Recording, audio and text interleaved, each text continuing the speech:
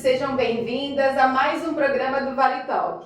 Um programa de entretenimento, de bate-papo e muito conteúdo. Eu sou a Leide Silveira. Eu sou o Rony Santana. E hoje temos uma pessoa incrível no programa. Mulher, mãe, esposa, professora, pedagoga, palestrante, intraempreendedora, empreendedora, brincante e uma grande entusiasta do sucesso alheio. Ela é uma mulher sensacional que eu amei conhecer. Foi assim, um encontro de almas, posso dizer. Assim como eu, muita gente está curioso para saber quem é. Desde já eu te agradeço por ter vindo aqui e eu vou começar com uma pergunta que todos queremos saber. Quem é Keilane dos Santos? Eu sou uma pessoa feliz, né, que gosto de educação. Cheguei em Registro com 15 anos e essa cidade me acolheu. Então, eu sou uma pessoa autodenominada feliz. Por quê? Porque tenho amigos, encontro sempre pessoas com a mesma sintonia, como encontrei com você e como um dia encontrei com a Leide no Encontro de Mulheres, e aí a gente vai se descobrindo a partir das histórias dos outros. Que gostoso, Keilane. Keilane, bom, mais uma vez, seja muito bem-vinda. Que prazer esse encontro, esse bate-papo. Fala pra gente, a Keilane da década de 2010, qual a diferença para a Keilane de hoje, de 2020? Nossa, imensa. Imensa, assim. Estar com as pessoas, eu falo que eu gosto de pessoas. Então, estar com as pessoas me constrói a cada dia. É muito diferente. Há 10 anos atrás, os sonhos, eles eram menores, talvez, mas não menos intensos. E hoje eu falo que eles são maiores e com a mesma intensidade, assim. Então, a década a década, 10 anos atrás, ela nos trouxe, assim, uma consciência de quem somos. E hoje a gente sabe por que estamos aqui. Então, acho que isso, a nossa responsabilidade perante o planeta Terra, faz hoje a gente ter uma consciência, principalmente depois desse ano, muito maior, né? De quem a gente é e qual legado que a gente vai deixar aqui na Terra. Eu acho que isso vem me transformando bastante, assim. Então, é bem diferente. E por falar em diferenças, eu andei pesquisando e vi que você é uma mulher de muitos hobbies, mais ou menos uns 18. E eu quero que você conte para todas as pessoas aqui uma coisa que eu achei muito legal. Da onde vem essa sua paixão por cosplay? Meu Deus, ele descobriu meu segredo. A gente, tá no mundo infantil, faz a gente gostar muito de imaginação, de fantasia, de como a gente pode desenvolver o cérebro a partir disso. Como eu comecei a estudar há alguns anos neurociência, e foi uma coisa intuitiva mesmo, de saber que tinha caminhos, né, que a gente podia fazer com que as crianças aprendessem melhor, eu sempre levo, né, para as aulas, para o atendimento, algumas músicas e tiro muito deles o que eles gostam. E aí eu percebi que de uns anos para cá o cosplay faz muita diferença na vida das crianças. Até por causa do videogame, de toda essa questão, eu tive que aprender um pouquinho. E aí isso virou uma paixão, assim. Eu realmente quero ir com os meus filhos, tenho a minha personagem já, né? Vou deixar em segredo para todo mundo. Mas eu acho que o cosplay, quando a gente está lá, a gente começa a usar o que a gente tem de melhor, que é você querer ser uma coisa que você admira. Então, por exemplo, a personagem que eu quero ser é uma história que faz parte da minha ancestralidade. Então, eu acho que para mim vai ser muito importante estar lá e com esse personagem. E os meus filhos querem ir, então eu achei ótimo, que vai ser muito divertido. Falando em filhos, agora conhecendo um pouco mais a Keilane mãe. Você é mãe do Pedro Natan, Maria Virgínia e Anne Cristine, certo? O que eles te ensinaram dentro desse universo da maternidade e o que eles te ensinam até hoje? Eles me ensinam todos os dias, desde quando a gente entra em conflito, e desde quando a gente senta todas as semanas a gente assiste filme juntos. Então a gente tem um momento, né, depois do trabalho que a gente assiste filme. O Pedro, todos os dias, ele me fala uma coisa que é incógnita. Mãe, você é muito engraçada.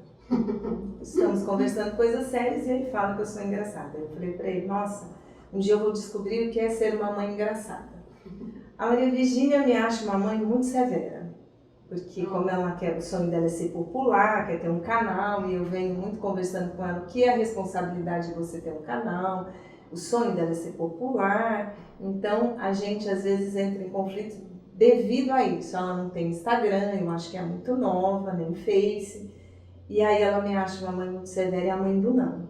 E a Anne vem trazer o que a gente fala que é a jujuba.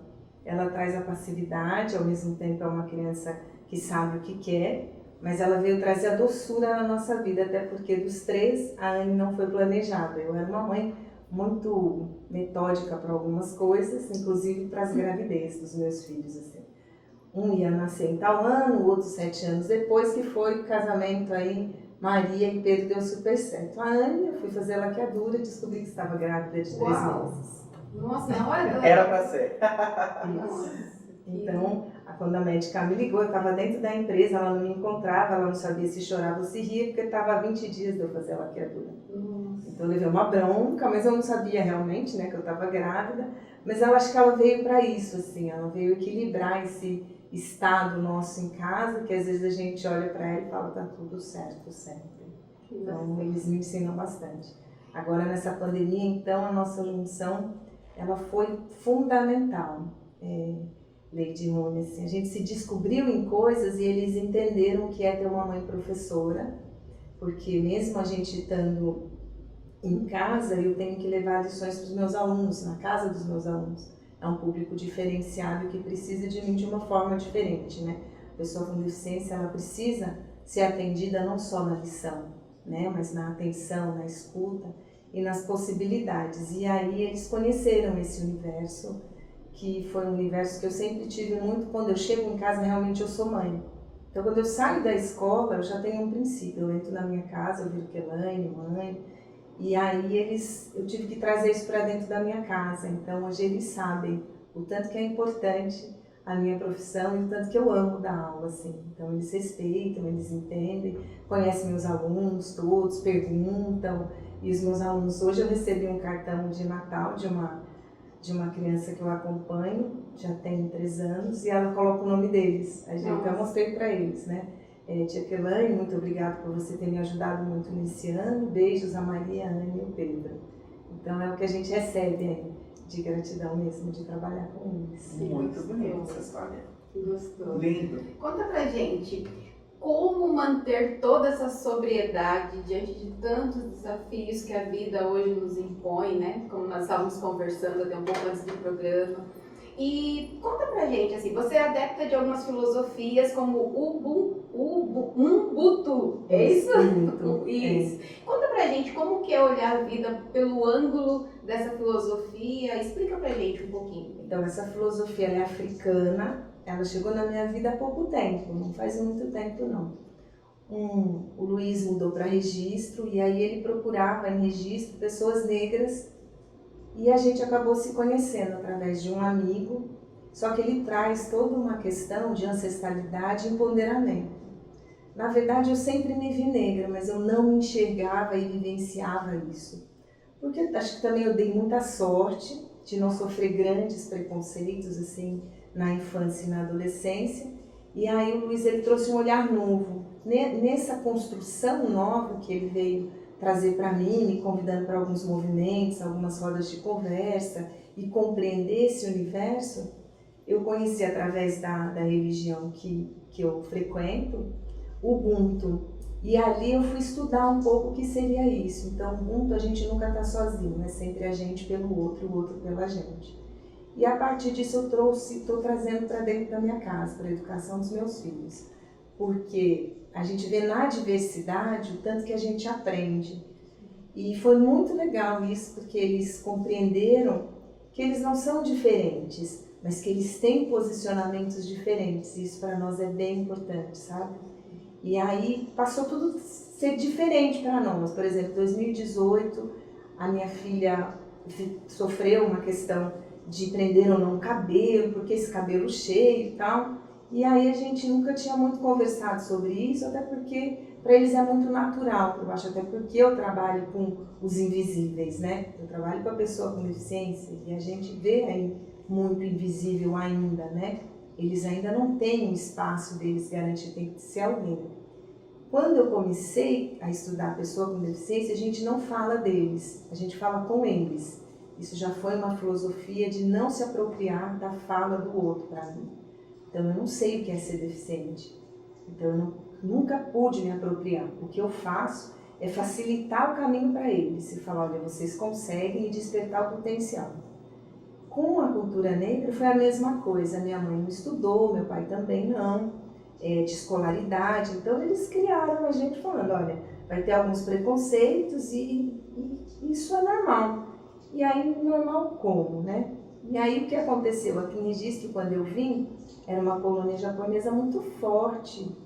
E a cultura japonesa me abraçou de uma forma muito bonita. Então é como se eu tivesse nascido em Registro hoje. Eu tenho esses sentimentos. Meus filhos nasceram aqui por opção. O que aconteceu foi que eu vivenciando tudo isso aqui, da diversidade, eu acho a cidade muito acolhedora, as pessoas. Aí eu comecei com o Luiz a olhar assim, eu entendo você, mas os negros aqui não são tratados assim. Chega nos lugares e olha, se você encontrar outros negros igual a você, você pode ter esse sentimento, senão você vai ter que partir para uma nova era. E foi isso que aconteceu. Eu comecei a observar realmente que algumas amigas minhas são negras, mas têm a pele mais clara que eu. Algumas hoje são negras e a gente conversa e a gente se relaciona, mas até então eu nunca tinha visto isso, nunca tinha observado isso. Os cursos que eu faço, geralmente eu sou a única, né? Então isso começou a falar, nossa, eu vou ter que aproveitar isso de uma outra forma, não só para mim, mas para trazer para os outros. Só que aí eu fui na minha casa, eu sou casada com um marido branco e meu filho nasceu branco, né? Então a gente brinca em casa que é cada um de uma cor, né? E aí isso fez eu também pensar no posicionamento, porque tem alguns grupos que não permitem pessoas brancas. E aí eu tive que explicar para eles, né? Falar, então eu preciso sair, porque como que eu faço? Onde não entra meu filho e meu marido, eu não posso fazer parte. E aí vem muitas reflexões. Só que em casa, hoje a gente conversa abertamente. A partir disso a gente começou a trazer para as conversas de família, e meus sobrinhos contaram o que eles passaram. Teve uma situação aqui em Registro que a gente passou que foi bem difícil. Um policial abordou meu sobrinho na rodoviária e eu estava dando aula na faculdade nessa hora. E aí, com a abordagem desse policial, mandou ele virar as coisas dele no chão, na rodoviária de Registro, e ele tinha o sapato sapateado. Ele não tinha nada, era porque é o peso do sapato. E aquilo para nós foi muito difícil, porque ele teve que virar a mochila no chão e ele percebeu que o policial, além de fazer aquilo porque ele era negro, o policial riu porque ele era sapateador. E aí minha irmã me ligou na faculdade, eu dava aula na época, e a gente foi procurar quem era o policial para conversar com ele, porque aquilo não se faz. Então, a gente a partir disso, né, e da vinda da Conebras para cá, a gente hoje tem um posicionamento muito definido em relação a isso. Eu vim para cá agora para estar com vocês e tinha umas crianças na rua e eu parei e as crianças estão muito chamando a gente de amigo porque eles não sabem o nome. E quando eu saio, oi amiga, eu falei para as minhas filhas, né? Falem com elas, porque hoje vocês são crianças, mas amanhã essas meninas podem estar num posicionamento diferente e vocês vão precisar delas. E aí a minha filha desenrolou uma conversa e a gente veio para cá conversando sobre isso. Então, o Ubuntu, ele traz isso, sabe? A gente assumir a identidade de quem a gente é, trabalhar com a diversidade, o respeito e compreender. Quando você compreende, não tem julgamento, sabe? Eu venho muito... Quando a gente tenta trazer essa filosofia para a nossa mesa, né, do almoço, do jantar, aí a gente consegue trazer para a nossa família o que a gente acredita na vida, assim. E eu acho que eu quero deixar isso para os meus filhos, assim. As pessoas importam, independente das suas condições, e elas são fundamentais, assim. Uau. Interessantíssimo, eu não conhecia, já tinha ouvido falar sobre essa filosofia, mas eu acabei não pesquisando sobre, e agora eu me identifiquei com vários fatores, inclusive eu acredito que eu vá pesquisar sobre, achei muito bonito, muito interessante, muito mesmo. Eu pesquisei ontem também, e assim, na medida que eu fui lendo sobre, eu realmente fui lembrando de você, assim, sabe? Conseguindo te ver, assim, na prática, porque não é só você ler, é você praticar, né? E você faz isso maravilhosamente trazer bem. mesmo pedagógico, sabe, para casa da gente, assim, ainda mais a gente que é educador, a gente vai para a escola e a gente não deixa de ser humano. e a gente não deixa de ser professor. Então, eu aprendi com um psicólogo daqui de Registro, o Dr. Daniel, que uma vez ele perguntou para mim há 4 anos atrás, você em casa é mais mãe ou professora? E aí aquilo eu voltei para casa e eu quis ser mãe, sabe? Eu falei, não, doutor, eu quero ser mãe na minha casa. Por quê? Porque nós, professores, precisamos ser seres humanos, além dos conteúdos e da importância que a ciência tem. Se você pega um aluno e o transforma, né, com a filosofia que ele tem, sem querer modificar a cultura dele, isso é ser humano, sabe? Isso é humanidade. Lá em casa a gente até usa muito isso. Isso não é humano, isso é humanidade, sabe? A gente até brinca. Até com eles mesmo, quando eles erram, eles falam isso, né? Então isso é legal. Quando eu não sou humano, eu tenho que pedir desculpa, eu tenho que pedir perdão, eu tenho que falar para outra pessoa isso, para que ela saiba que isso não vai mais acontecer. Isso é a confirmação, né? Quando eu te peço perdão, eu estou confirmando para você que isso não vai mais acontecer, né? Então eu acho que isso, as crianças hoje, desde 3 anos, elas precisam entender isso, né? Sim. Muito interessante. E você é adepta de mais alguma filosofia que de repente você Sim. poderia nos sugerir, até para pesquisar mais sobre o tema? Eu acho que a religiosidade é uma coisa bem importante na minha vida. Eu sou espírita. Aos 15 anos, quando eu cheguei em Registro, o senhor Yutaka me acolheu, né? A família Maege me acolheu, né? Então, a partir dali eu mudei de religião. Minha mãe nunca entendeu, eu era católica, né?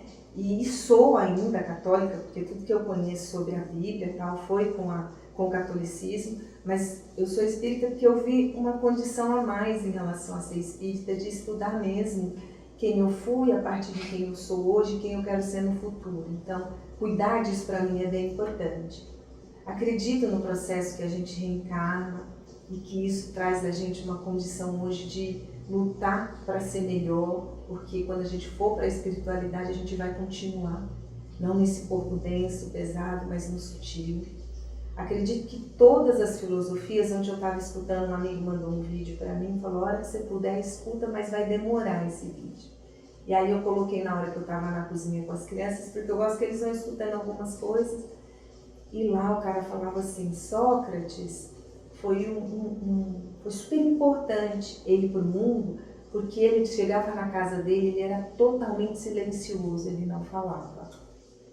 Porque ele só se relacionava com assuntos onde ele fizesse o melhor pela comunidade. Por isso que ele era Sócrates de Atenas. E aí a minha filha atrás falou assim, nossa mãe, você já leu sobre esse cara? E aí eu falei para ela, calma que você vai escutar mais. Então ele falava assim, para você ser feliz, você precisa estar com o pé na realidade e com o seu sonho em execução. Para você ser feliz, você precisa todos os dias ver 3 coisas na sua vida e escrever que essas coisas te fazem feliz. E aí no final, ele falou, além de tudo isso, ele falou pra gente tomar cuidado e ser fora da curva, porque quando você entra muito na curva, você se predispõe a estar vulnerável. E não tem problema estar vulnerável, o problema é você saber que não está vulnerável e aceitar qualquer ideia. Então estudar essas filosofias faz com que a gente às vezes se apacente, fique calmo. Meditação é uma coisa que eu adotei na 2ª semana da pandemia, me transformou todos os dias. Eu preciso meditar por mim, pelas pessoas, sabe? Quando eu vim para cá hoje, a minha meditação foi exatamente para esse momento que a gente está vivendo. Sabe assim, eu visualizei o Rony, visualizei você, visualizei quem mais estivesse aqui com a gente, visualizei o Val. Por quê? Porque isso faz a gente entrar em sintonia. E o que entra em sintonia nunca dá errado. Sabe? Então a meditação trouxe isso para nós, lá em casa, e as meninas sentam do lado, e aí a cachorra senta, e a gente faz. Aí o Pedro começou, né, a fazer a meditação, então ele é mais moderno, está no aplicativo e tal. Tem tantos dias de meditação, mas eu acho ótimo, porque isso trouxe tranquilidade para ele passar por esse processo da pandemia. Então eu acho que quando você tem algumas filosofias, né, que trazem, né, Jesus ele é ainda uma referência para mim, uma das mais importantes, sabe? Eu tenho ele bem na frente quando eu sento para trabalhar, porque se eu ali dou um deslize com as crianças ou com os jovens que eu atendo, eu sei que ele tá ali comigo e fala, vai, continua. E a gente para e recomeça, sabe? Quando a criança não quer, eu prefiro parar e falar, olha, então hoje a gente vai falar de outra coisa, de outro assunto. Eles mandam para mim no telefone. Quando eles não conseguem falar uma coisa com a mãe, então eu ensino como eles devem falar para ver se eles acontece aquela coisa na forma como eles podem. Então eu vejo que aí você se conecta. Quando você se conecta com o outro, não tem como dar ruim, né? Não tem como dar errado, né? A gente, educação ela não dá salto, né? Então eu tenho sempre esse princípio. E não dando salto, a gente precisa gestar as coisas, aí essa coisa vai nascer, aí engatinha, aí anda e assim. Quando a gente é esse homem ereto aí, né? Homo sapiens ereto, a gente consegue atender essas demandas, sabe? O desafio vai ter sempre.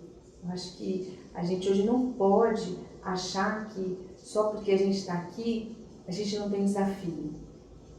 Não, o desafio ele tem, mas você sabe que o seu sonho maior você está realizando, quando você voltar, você encara o desafio de uma forma diferente, sabe?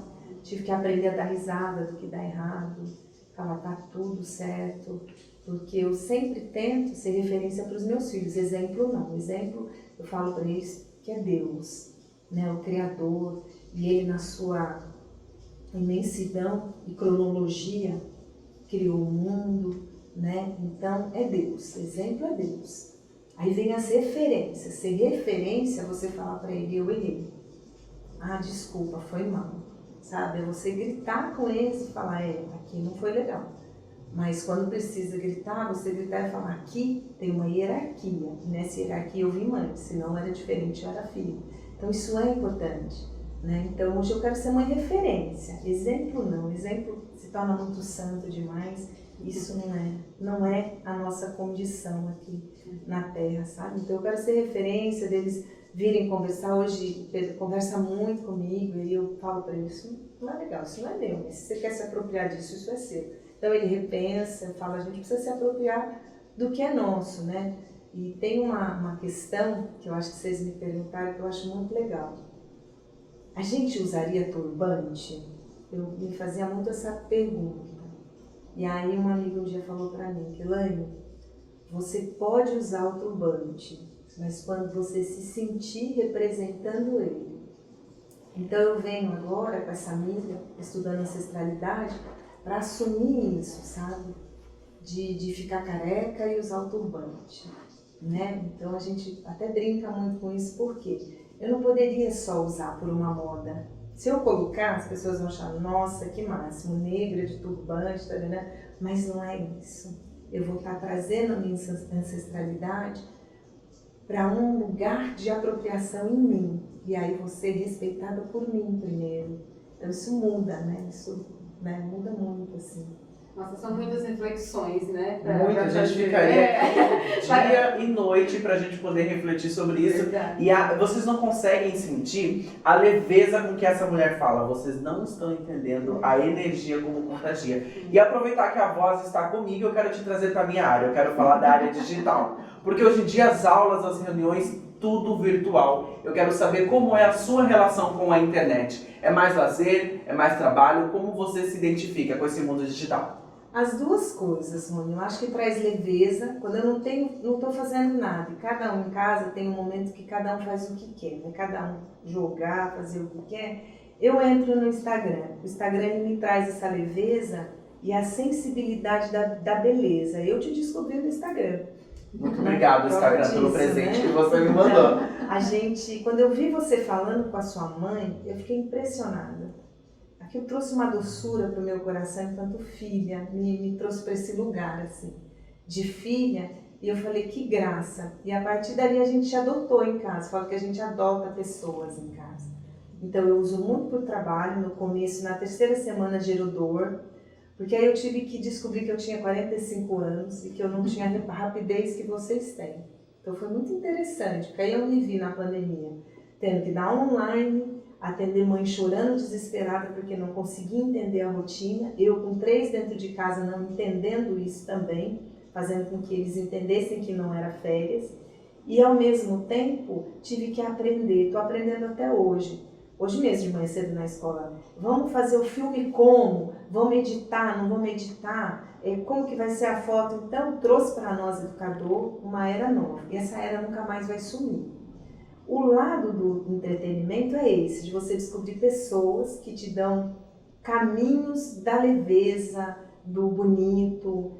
Quando você dá bom dia, agradece, e a gente te vê lindamente, aquilo é ótimo para nós, porque a gente acorda meio correndo, vai para o serviço. Então, eu acho que ela trouxe isso. Não some mais, então a gente precisa compreender que acabou a era da inovação e agora é a era da apropriação disso. E não fazer disso um excesso. Então, por exemplo, chega 9 horas, eu terminei de dar aula, eu respondo as pessoas depois. No outro dia, 5 horas da manhã, a hora que eu acordo, eu deixo 1 hora para isso. Por quê? Porque aí é a hora de eu me reconectar com a mãe, com a pessoa que tem que estar ali na rotina dos filhos. Então, eu acho que tem essas duas coisas. Como profissional, tem uma das escolas que ela deu de presente para mim, o Vantage, o curso da Google Education. Estou penando, mas estou fazendo. Porque até falei, mandei uma carta lá para eles, que eles precisam compreender, nós professores, temos 45 anos, 3 filhos e toda uma demanda, e eu não desvendo aquilo. Então, mandei lá pro meu tutor, falei para ele, meu querido, se toda hora eu tiver que falar com a minha coordenadora por causa desse curso, ele está me dominando. Então, me ajuda. Eu expliquei para eles, porque quando vem a dificuldade que a gente manda para eles, eles mandam mais uma tarefa, ou seja, ele não me responde a minha dificuldade, ele quer que eu faça mais uma tarefa para ele me responder a minha dificuldade. Então, metodologicamente, isso não é só uma educação. Vai ter professor de 20 anos e tem nós, então de outra geração. Então, eu acho que tem isso, da gente ser o dinossauro. Até teve um amigo que usou esse termo e eu falei, nossa, me identifiquei. Estou me apropriando da fala do Adilson, como a dinossaura, mas tem essa coisa boa que me traz, de ver a receita, de as crianças estar com uma dúvida, eu falo, vai lá no Google, te responde tudo, sabe assim? Então, eles falarem, professora, você viu isso? Não, me manda que eu vejo, porque quando eu peço para eles me mandarem, eles vão lá e vão tentar aprender ou compartilhar. Então, eu vejo que não tem como mais a gente fugir dela, a gente só não pode se tornar escravo de nada, né? Então, a gente também não pode se tornar escravo da era digital. Mas sou uma dinossauro e compreendo isso. Mas tá se virando, tá tudo certo. Tô tranquilo. Você participou de muitas reuniões virtuais? Bastante. E você achou que foi mais ou menos produtivo? Foi produtiva. Elas são produtivas quando você escreve a pauta antes, sabe? As que eu faço, por exemplo, eu já escrevo a pauta ali e já tento no máximo 40 minutos, assim. O cérebro da gente, ele tem uma capacidade de administrar isso. As da escola que eu participo, elas trazem esse momento de reflexão nossa, e a gente tem que assistir algumas coisas e fazer. Então, eu acho que assim, quando voltar, a gente não pode abandonar isso, porque isso é prático. Pega a gente dentro da onde a gente está, a gente consegue fazer. Então, tem essa facilidade. O presencial, você tem esse fator humano, que para a neurociência envolve os sentidos. E a gente, para desenvolvermos esses seres aprendentes que somos, precisamos estar em contato com o homem. O homem é um animal ainda, que ele precisa disso, né? Olhar o brilho no olho da Leide e falar, nossa, Leide, como seu cabelo está lindo, faz a gente ficar melhor. E quando a gente relaxa, a gente aprende. Então, não dá para ser severo, mas não dá para tirar mais. Eu vejo que, para nós, professores, foi o único caminho. Se não tivesse tido esse caminho, nós não nos modificaríamos com a velocidade que a gente tem que se apropriar hoje. Então foi importante, porque a dor gerou a busca. Quantos de nós não estamos diferentes, né? Acredito que todo mundo teve que se adaptar, que seja um pouquinho. Eu acho que perdeu o preconceito, porque tem algumas pessoas que falam, o blogueiro. O blogueiro nada mais é que um comunicador excelente que está à prova do julgamento do outro. Então, quando a gente se desapropria desse julgamento, não tem problema. Você agora é blogueirinha? Não, eu não sou, queria. Vocês têm 3 milhões, 4 milhões, eu queria muito me apropriar disso. Mas de ficar tranquilo e não ter preconceito. Então, é uma profissão, ela ainda não está regulamentada, mas é uma profissão nova que surgiu. Então, a partir disso, nós professores temos que compreender que muitas profissões não vão existir mais. O primeiro curso que eu fiz no começo da pandemia foi com o Murilo Guma. reaprendizagem, sabe? Foi bárbaro para mim, porque ele desmistificou, sabe? A reaprender com criatividade me trouxe isso. De hoje o menino vem falar comigo, eu falo, procura o Rony na internet, que você vai ver como é a comunicação dele. Com meu filho foi assim. E por incrível que pareça, eu sou eu posso dizer assim, extremamente tímido. Eu acho que isso me ajudou muito no meu desenvolvimento. Então eu indico pra você que tá pensando em entrar pra essa área, vem porque é um sucesso. Por falar em sucesso, você começou com umas realizações de projetos de lives. É isso, né? Durante a pandemia, abordando vários temas.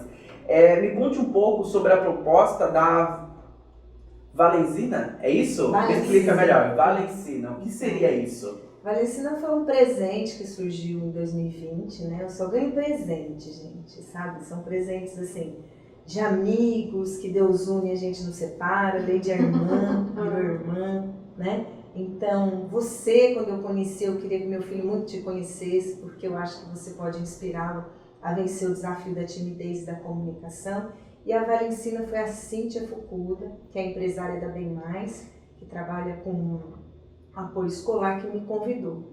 Ela estava criando a empresa, e aí um dia ela conversando comigo, eu expliquei para ela, eu falei, olha, já que você vai abrir, abre com foco na economia criativa. A economia criativa chegou também por um presente de algumas pessoas de registro, a Michelle do Sebrae e o Carlinhos da Cultura, que me presenteou, e uma amiga de São José. Ela falou, você tem tudo a ver com uma economia criativa. Aí, como boa professora, vamos estudar economia criativa, porque eu quero saber disso. Se é bom para mim, temos que nos encontrar. E aí eu comecei a ver, Rony, que a economia criativa, ela, de agora para frente, vai ser ela que vai fundamentar os trabalhos, porque ela traz onde eu valorize não só a construção das pessoas que moram fora, porque vêm do exterior e tal, mas que localmente a gente encontre potenciais. E aí eu falei, Cíntia, pensa no Vale do Ribeira, tem profissionais incríveis e tem pessoas que têm muito a ensinar. E aí eu tinha contado para ela uma experiência, inclusive, que eu tinha tido com a Leide, que foi a Leide que trouxe o vocabulário para a minha vida do intraempreendedorismo. E aí eu falei para ela, olha, a gente pode convidar pessoas para fazer lives com a gente, que vai despertar nas pessoas o potencial do Vale do Ribeira. Para a gente sair do sistema de crença que o Vale é pobre, e não. E tem a Gisele, do Centro Espírita que eu frequento, ela sempre me disse, o Vale é muito rico, Kelane. Olha em volta e observa, tanto em relação à natureza quanto das pessoas. E aí eu estava me formando no magistério, me deu esse olhar que eu tenho perante a infância e a adolescência hoje. E aí a Valencina vem como uma proposta da gente lançar produtos e pessoas para que as pessoas descubram que tem sim excelentes profissionais aqui, que pode nos ensinar muito, como a Leide participou com a gente 2 vezes, você vai ser convidado, já está lá. Estou muito ansioso. Né, com a gente, porque a gente quer que pessoas incentivem pessoas. Então a Leide vai ter o público que ela vai incentivar. Meu filho está indo para o primeiro emprego e a Leide fez o currículo com ele, eu não me achava habilitada de fazer o currículo com ele, sentar e digitar coisas. Eu falei, deve ter alguma coisa nova que gere em você o que você quer ser enquanto profissional. E a Leide que me ensinou isso com o Pedro. E aí ela ligou uma chave nele que estava ainda desligada. Então hoje o que ele é também tem muito da história dela. Então ele ouve as coisas da Leide e a gente conversa. Então tem desafio para mim, como alguns pais falam, não consigo conversar com meu filho. Eu falo, vai pelo viés dele, sempre pelo viés do cara. E a Leide trouxe a importância da arte na vida dele. Ele fazia aula de artes no ateliê que tem aqui em Registro da Ariadne. Então assim, isso, Rony, a Valencina vai trazer através de infoproduto, né? Ou seja, vender digitalmente algumas coisas que a gente sabe fazer bem, que a gente gosta. E por isso que a gente começou com a proposta de live, para depois os infoprodutos ser um detalhe. Entendi. Né? Então a gente não compra produto, a gente acredita em pessoas, então é diferente. Quando você vê um cara muito famoso na internet, a gente começa a ler aquela pessoa, seguir aquela pessoa e falar, aquele cara tem alguma coisa para mim. Você vai no seminário, você sai daqui de madrugada, a gente foi em janeiro É exatamente isso que a gente faz. A gente fez- Eu já passei por essa A gente experiência. foi numa van em janeiro para ver o Wendel Carvalho. E aí o pessoal, nossa, o cara... Não, a gente simplesmente foi desmistificar uma coisa em nós. Ele traz o poder da riqueza e a gente tem medo de ser rico. Então, minha proposta, eu já falei para Leite, eu quero ser rica. E tem que ser leve isso, não pode ser pesado. Normal, né? Então, quando a gente foi ouvir o cara, a gente chegou lá, a gente fez meditação, a gente falou de boa alimentação. Então, a gente não foi porque ele deu ou ia dar dicas de dinheiro. Ele falou, a riqueza é muito mais do que vocês estão pensando. E foi muito legal, porque a gente estava lá na Unimed, que é um anfiteatro imenso, e aí a primeira coisa que ele falou me trouxe muita alegria, que ele falou assim, quem já contou cabeça por cabeça aqui pensou, nossa, ele ganhou milhões. Todo mundo com a mãozinha. Então foi ótimo, porque ele falou, vocês estão tomando conta da minha vida, tomem conta da vida de vocês. Olha que ótimo. Então assim, Simples detalhe, né? foi ótimo, porque a gente já tinha feito essa conta e conversar, caraca, meu Deus, como que pode? E a gente lá, não, e a gente inclusive lá. Sim. Então foi muito legal trabalhar a riqueza, porque hoje eu falo com as crianças sobre isso. E é muito legal que eles falam, tia, eu quero ganhar na loto. Você tá jogando? Não, eu falo, meu filho, você tem que começar. É isso mesmo. Então é muito legal. Teve uma criança que falou pra mim, meu sonho é eu ganhar na loto. Eu falei, você tá jogando? Você joga? Às vezes minha mãe não deixa muito. Comecei com a mãe, deixa o menino jogar. Deixa ele jogar, 50 centavos, deixa ele jogar. Por quê? Porque ele pode. Não, mas ele pode ter outros sonhos a partir desse, você modifica, você transforma, sabe? Então a riqueza não está no dinheiro. Eu quero ser rica em fé, sabe? Eu quero ser rica em referência para os meus filhos, eu quero ser rica para o meu marido, sabe? Dele se inspirar e falar a vida vale a pena, né? Para minha irmã, para os meos sobrinhos. É nesse sentido o sentido da riqueza. Foi ótimo, porque quando a Riqueza de gente... valores em De si. valores. Quando a gente trabalhou a meditação lá, foi demais. Porque a partir dela eu falei, eu quero isso pra minha vida também, Que né? gostoso, né? Então, Nossa, e assim, você falou do lado intraempreendedor, né? Intraempreendedoras que somos, né?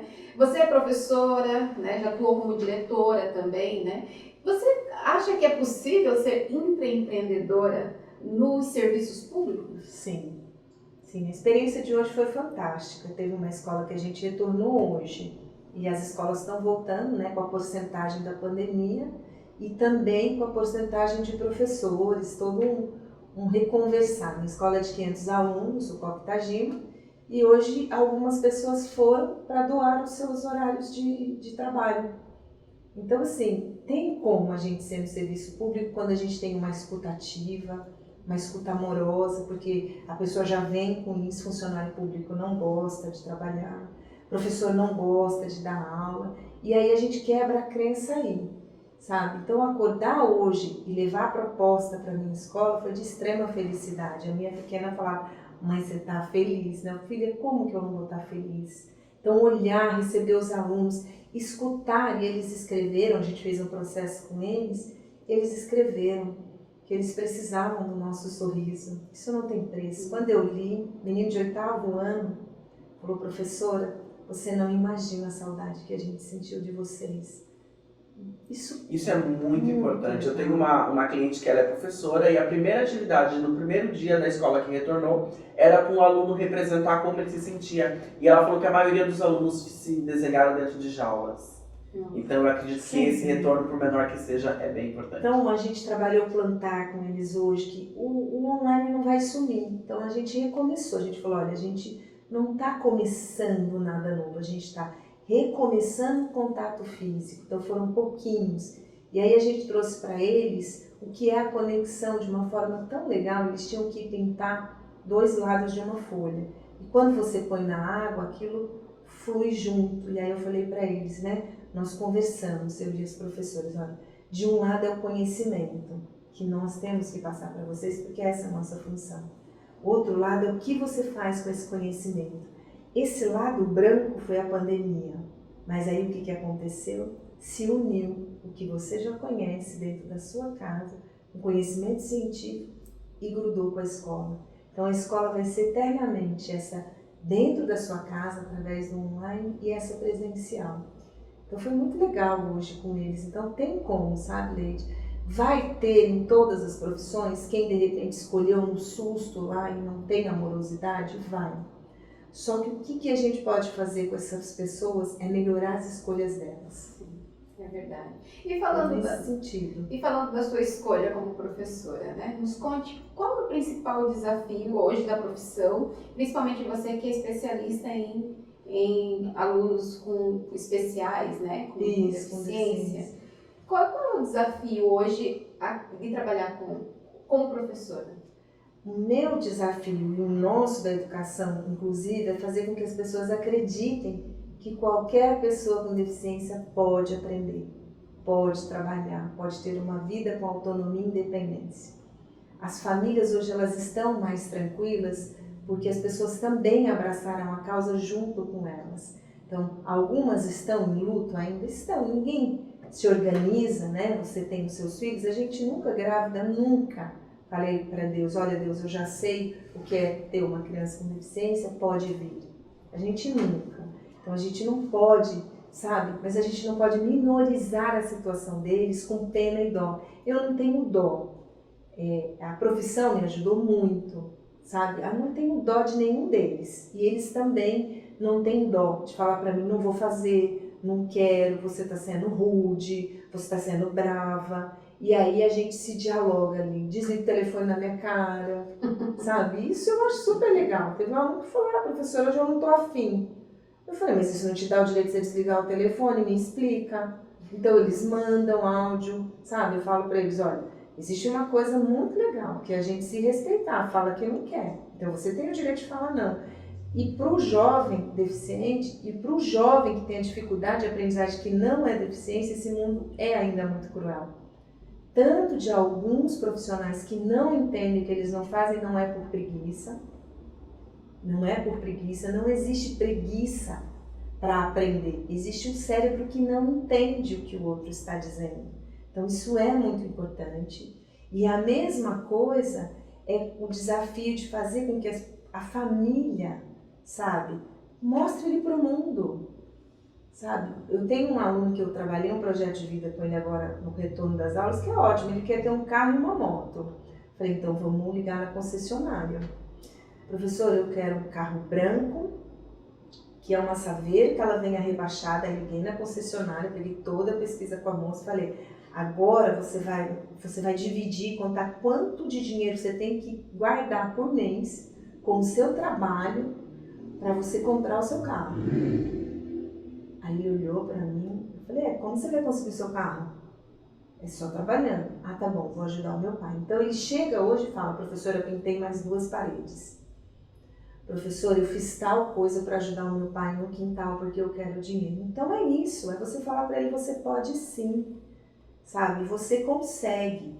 O que a gente não pode é exigir que eles sejam leitores, que eles sejam pura e simplesmente calculem coisas que eles não vão ter. Por quê? Porque o cognitivo, a inteligência é um pedacinho, mas o potencial é imenso.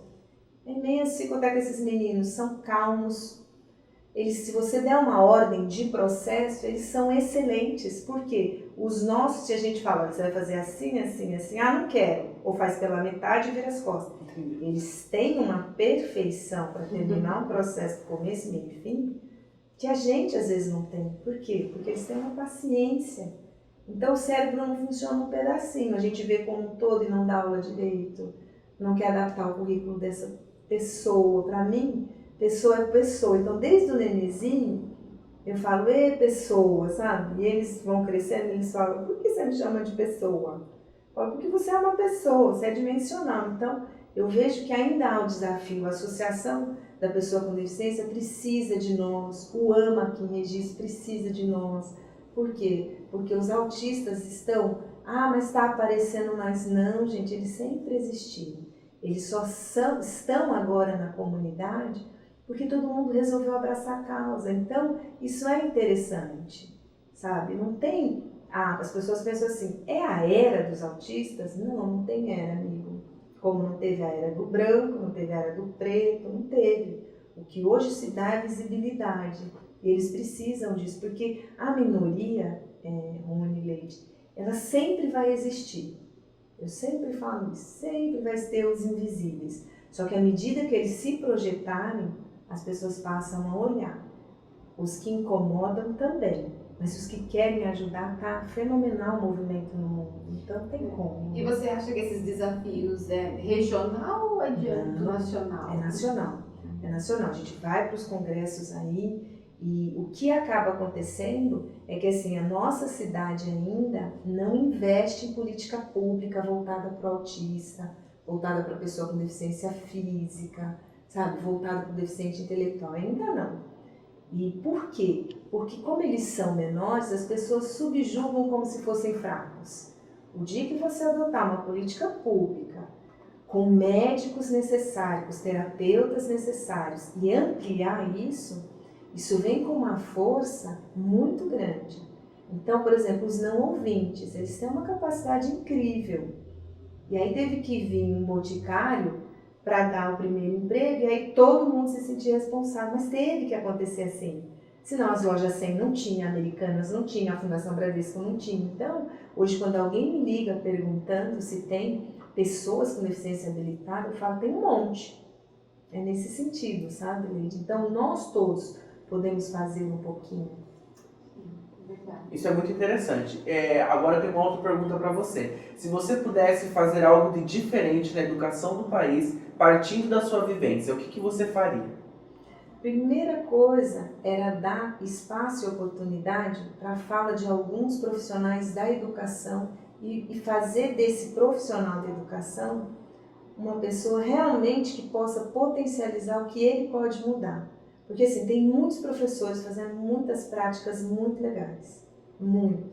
Só que a gente ainda vai para o ruim, para aquele cara que de repente não quer ensinar, para aquele cara que está cansado, para aquele cara que não deu hora de se aposentar. Não, potencializa esses que querem, sabe? Por exemplo, o registro, gente, tem uma gama de professores excelentes, doutores, inclusive. E a gente fica sabendo como desses profissionais, quando desses profissionais. Então, por exemplo, quando eu vi o programa de vocês, falei, gente, que oportunidade dos professores, porque a gente tem muito. Eu trabalho com um professor Marcelo, ele é um professor excelente, ele é mestre em matemática, mas ele foi mestre como pessoa com meu filho. Meu filho com depressão, e eu hoje posso falar com vocês porque ele me permite falar, e o professor Marcelo e o professor Taki teve uma conversa muito séria com ele, eu estava do lado. A partir daquilo, Pedro foi um outro aluno, porque ele falou, você precisa mostrar pra gente quem você é. E a partir daí eu consigo mostrar o que é a matemática e a física para você. Gente, aquilo foi para nós. Falei, rasga tudo, rasga o diploma, porque ali não foi só um professor. E os dois têm mestrado, e os dois são excelentes professores, estão aqui na comunidade. O TAC está no Instituto Federal em outro local, e o Marcelo está na minha escola. Quem fala que escola pública não tem doutor? Pois é, e esse é um dos desejos do programa, é mostrar que aqui tem grandes profissionais, sabe, Kelaine? E o quanto o Vale do Ribeira é rico em profissionais de alta performance. Demais. É o que você disse, muitas pessoas não imaginam que nas escolas públicas aqui da região tem grandes mestres, doutores, né? E infelizmente coloca todo mundo como se não tivesse tanta potência dessa forma, né? Mas essa mulher não para por aí, né? Então ela ainda resolve empreender no mundo das brincadeiras, né? Uma brincante. Nos fale um pouco mais sobre esse seu projeto, né? Profissional também, e o que significa Capulana. É isso? Capulana, nos conte. Então, o brincar, ele veio quando eu prestei vestibular para fazer pedagogia. Eu trabalhava na PAI de Regis como auxiliar de classe e o dinheiro não dava para pagar a faculdade. Eu fui palhaça há muitos anos. A gente tinha um grupo de teatro com a Suzana e ela que despertou esse em mim, e eu virei palhaça em festa infantil. Então hoje os meninos estão casados e tal. E as avós me mostram, olha você aqui, eu falo, nossa, que coisa, né? O que não é experiência. Então eu fui a Tica, uma palhaça. Ganhei muitos carnavais com a Tica também, porque aí eu já aproveitava, entrava no bloco do RBBC, ganhava concurso de carnaval, plano de carnaval. E aí a Tica sempre trouxe isso para mim, essa alegria que o palhaço traz, mas sem aquela agressividade, muitas vezes da maquiagem e tal. E aí a Tica trouxe isso. Aí eu parei por um tempo, fui virar educadora, fui ser professora, trabalhei em APAE, quis seguir um pouco a carreira da educação para entender os mecanismos, por isso que eu fui coordenadora, diretora. E aí em 2014 quis voltar a ser professora, falei, acho que como professora tá legal isso, vai me fazer bem. Contra muitas pessoas que eu conversava, tem o Júlio, foi um presidente da APAE de Cajati, ele falou para mim, quando a gente sabia que estava terminando a minha função lá na APAE de Cajati, ele falou para mim, você não pode voltar a dar aula, vai ser um desperdício. E aí eu quis voltar, e aí consegui na Fundação Bradesco, para mim era uma escola de respeito, assim, eu queria entender o mecanismo, e aí consegui passar lá no processo seletivo, fui ser professora lá, prestei o concurso do Estado, por isso que hoje estou no Estado, no Coptagina. E aí eu falei, bom, como professora tá bom, estou quase aí findando, estou com 25 anos de magistério, o que eu posso fazer? Vou brincar com criança. Aí uma pessoa que eu conheci aqui em Registro me chamou para fazer uma oficina com ela para meninas. Era julho de 2017, fomos lá fazer essa oficina. E eu gostei muito, assim, criança traz leveza, criança traz inovação, criatividade. E aí eu falei, nossa, isso é legal. Aí a gente até tentou fazer uma sociedade com isso, mas não deu certo, a gente desmanchou. E eu fui da Fábrica dos Sonhos, eu fiz o Empretec do Sebrae e fui para Recreário. Criei a Recreário e tal, com uma proposta de brincar e tal. Aí conheci o Thiago Paçoca, que é meu mentor no Brincar. E aí ele falou seriamente comigo, ou você vira uma empreendedora, ou você vai fazer caridade com isso, mas os dois não dá. E aí ele falou, você quer fazer caridade? Eu falei, tranquilo, mas para tudo e vai brincar sábado e domingo e tal. E aí eu pensei bem, eu falei, Thiago, então eu quero ser empreendedora. Aí já tinha participado do Mulheres Empreendedoras em 2014 com a Soraya e com a Luciana. Fiquei impressionada, falei, caraca, será que eu consigo ser isso? Foi muito interessante, porque ver as meninas que faz tudo, eram 2 mulheres que fazem tudo lá. Falei, cara, se elas conseguem, eu não consigo pintar a parede, mas eu consigo fazer alguma coisa. E aí o que me impressionou, que lá no final, a Luciana fez uma oficina que era para despertar em nós o que a gente tinha de melhor para desenvolver a habilidade empreendedora. E aí eu me encontrei, eu falei, o que eu sou melhor é professora, mas melhor ainda eu sou brincante. E aí comecei a estudar com o Thiago, fui para São Paulo, conheci ele lá pessoalmente, porque eu só falava com ele pelo telefone e pelo WhatsApp. E aí a gente começou a trazer para Registro, né, essa oportunidade das pessoas que gostam de criança brincar e ainda ter, né, com isso a parte financeira. Então, eu entrei nas APAES, é muito interessante essa linha do tempo. Nas 2 APAES que eu entrei, eu tive uma função muito específica. O profissional não era reconhecido, porque as pessoas tinham um olhar perante ONG muito equivocado. Eles exigem a gente os melhores diplomas e pagam a gente muito mal. Aí eu falei, eu vou mudar as realidades. Então a gente tem hoje a APAE de Registro e a APAE de Cajati, com salários que precisam melhorar, porque depois que eu saio a gente perde autonomia, mas eu fiz com que aquelas pessoas acreditassem nelas como alguém algum dia acreditou em mim. E justamente falando para a diretoria a importância da remuneração desses profissionais, que é a mesma, não é porque tem 2 que os 40 a nossa formação é diferente, não, é que aqueles 2 precisam daquele cara mesmo focando naqueles 2, que não tem habilidade desenvolvida de comer, de mastigar, e a gente vai ensinar tudo. O outro chega com autonomia e independência física, mas a gente vai ensinar ele a ler, a escrever. Então isso fez com que a Recreário hoje, que está saindo do Recreário indo para a Capulana, valorizar. Os meus recreadores eu não permito, e Ronaldo já foi um dos caras que conhece o trabalho, assim, eu não pago a eles o menos que eles merecem. O brincar é científico.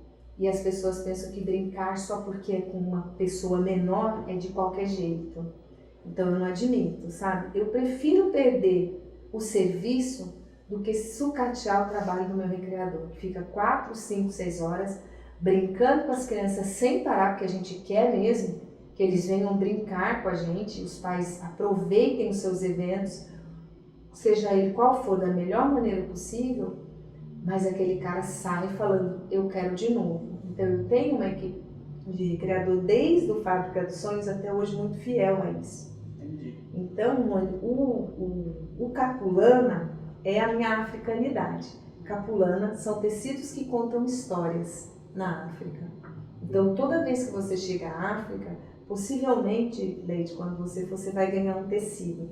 Eles conhecem quem é você, aí você se apropria dessa comunidade e eles, em forma de agradecimento ao que você trouxe para eles e o que você está levando, você ganha um tecido. Uau. Aquele tecido tem toda uma trama desenhada que simboliza a pessoa. Então, por isso que a África traz muita terra, muito vermelho, porque eles assimilam a toda a construção natural. Então, se você vai para o Senegal, o marrom é preponderante, porque é árido, é deserto, né? Então, a árvore do baobá, você vê nos tecidos, porque aquela árvore é muito importante. Então, quando eu escolhi o capulana, eu só mudei o K, e como o nome dos meus filhos tem 2 consoantes seguidas, o L tem 2 vezes e o K é de Quelane. Porque cada evento que eu vou, eu saio com uma história daquelas pessoas. Eu me relaciono com aquele casamento, eu me relaciono com aquele aniversário, eu me relaciono com a história daquela empresa. Então você senta com a pessoa e eu personalizo aquela festa. Então nunca uma festa é igual a outra. Nunca eu vou levar as mesmas brincadeiras do mesmo jeito, entendeu? Entendi. Então por isso, Leite do Capulana. E só crianças ou tem adultos aí Adultos. Eu fiz uma festa que foi um presente para nós, que foi para um senhor de 81 anos. Uau. Foi lindo, foi lindo. A filha queria fazer essa surpresa, ele não sabia, e aí a gente foi tecer esse aniversário. Então, as meninas que organizou a decoração fez o brasão da família dele, a gente incentivou os sobrinhos todos virem, porque 81 anos. Então foi muito legal preparar essa festa. Então, vamos pensar no que ele gosta de jogar baralho, então vamos pôr o baralho, né? Então, assim, foi muito legal, porque até hoje, quando eu vou na feira que ele gosta de comprar jornal e a gente se encontra na banca, ele me agradece por causa da festa. E nem fui eu, fui a filha, né? Então, é você gravar de memória afetiva e de histórias a nossa história, né? Então, eu gosto da parte, né, do nome da Capulana, porque é isso, ela traz essa missão de mostrar para você que o seu aniversário é a data mais importante que você está nascendo de novo, né? Então, é isso, é falar para a pessoa, você é tão importante que está te sendo dado de novo a oportunidade de nascer de novo. Então, celebrar é isso, né? Que gostoso. Então, a gente celebra isso. Muito, muito inspirador. Vou pensar isso para a próxima festa. Eu não posso deixar de fazer uma pergunta importante para mim. Qual é a sua visão do Vale do Ribeira? Você considera uma região pobre ou não? Não. É um vale das oportunidades. A Michelle fala muito isso para nós do Sebrae. O Vale do Ribeira, ele tem tudo o que a gente precisa para ser próspero. É só quebrar o sistema de crença, sabe? É todo dia a gente acordar, ter um desafio e falar, não, eu posso, eu consigo, sabe? Eu acho que tem profissionais que vêm para o Vale do Ribeira e eles falam assim, eu tinha medo. Quando eles sabem da história, eles se apaixonam. Quando o Senai veio para cá, eu conheci o Rodrigo e ele falava assim, aqui vai ser a história, estou reconstruindo a minha história aqui. E aí eu fui lá no Dia do Educador, ele trabalhou diversidade com a gente. Cara, pensa num profissional e que se descobriu aqui e que é aqui que ele ia adotar o filho dele. Então, o Vale só tem oportunidade, Rony. Você é a nossa oportunidade, Leide é a nossa oportunidade, porque vocês estão fazendo inovador. Então, dá um orgulho muito grande, né? E tem um projeto do Sebrae que fala da Gosta do Ribeira, cada vez mais, sabe? Eu falo, meu Deus, que orgulho. Quando eu fui lançar o programa de vocês, eu falei, mãe, o programa da Leide. Eu falei, calma que eu vou dar um jeito aqui. Tava meio fazendo outra coisa, eu falei, não, vamos prestigiar. Por quê? Porque a gente precisa falar isso para vocês. É inovador o que vocês estão falando, porque a gente está acostumado ao quê? Ao programa dos outros. O de vocês é nosso, vocês são daqui. Então a gente precisa compreender isso e passar isso para a criança, para o jovem que quer ir embora, que ele volte, que ele queira voltar, sabe? Que ele queira transformar aqui de novo, que ele ame as pessoas daqui. E que a sua história de vida fale, eu sou de registro, eu estudei na Unicep, sabe? Que isso não minoriza em nada, em nada. Eu vejo que globalmente as pessoas amam o Vale do Ribeira. Só que aí a nossa comunidade precisa se apropriar disso. A Cainha mesmo, a Ana Carla, ela é da ONU e ela que trouxe junto com o Sebrae essa proposta de montar o Dagosto Seco Ribeira. Ela viajou o mundo, então ela teve olhares que a gente não tem, né? Então, eu acho que assim, a função nossa, Rony, é essa, é falar para os alunos todos os dias. Você nasceu na melhor cidade porque ela te acolheu. E a sua história aqui tem tudo a ver com a história de todo mundo. E aí você vai, por exemplo, eu trabalho em 7 bases, eu falava isso para os meninos. Eles colocavam muito, o sonho deles era ir embora. Ou ir embora para Registro, ou ir embora para Curitiba. Eu falei, não tem problema nenhum, mas volta e modifica aqui. É aqui que você tem que tocar a sua música, porque eu era coordenadora do Guri, sabe?